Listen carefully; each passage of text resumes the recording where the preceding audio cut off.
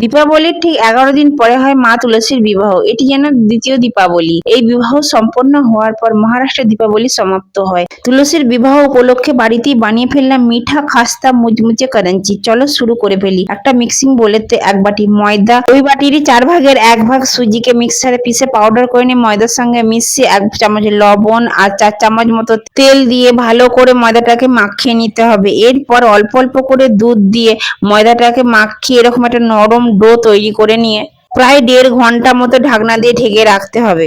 এই কারাঞ্জির পুরটা কিভাবে তৈরি করতে হয় সেটা আগের ভিডিওতে আমি দেখিয়ে দিয়েছি। যদি অসুবিধা হয়ে থাকে ডিসক্রিপশন বক্সে আমি লিংক দিয়ে দিচ্ছি, দেখে নেবেন।